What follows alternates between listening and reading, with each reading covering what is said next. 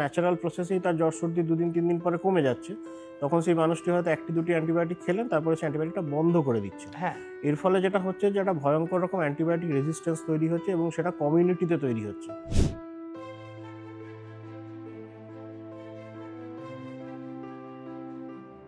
এই যে নতুন কোভিড ভেরিয়েন্ট আবার এসেছে, এটার জন্য মানে এটা কতটা মারাত্মক বা কতটা সাংঘাতিক বা ক্ষতিকারক? তুলনামূলকভাবে কম। তো মানে এটি সেক্ষেত্রে সংক্রামক, এটি সংক্রামক বেশি, কিন্তু এর কেস ফ্যাটালিটি মানে খুব মানুষ মেরে ফেলার ক্ষমতা মেরে ফেলার ক্ষমতাটা অন্যান্য ভেরিয়েন্টের থেকে রিলেটিভলি কম। সারাদিনে তিনি কোন পরিস্থিতিতে কাজ করেন, তিনি কি এসিতে বসে কাজ করেন নাকি কোনো খুব যেখানে খুব ঘাম হয় সেরকম জায়গায় আউটডোরে কাজ করেন, তার হাইট ওয়েট সব কিছুর উপরই ডিপেন্ড করে যে আমাদের জলের রিকোয়ারমেন্ট কতটা। মানসিক অবসাদ এখন একটা রিসেন্ট বিশাল পরিমাণে বাড়ছে, ভালো লাগছে না, এই ব্যাপারটা বেড়েছে। এইটার সঙ্গে যুদ্ধ করার জন্য আমরা কিরকম ভাবে প্রস্তুত?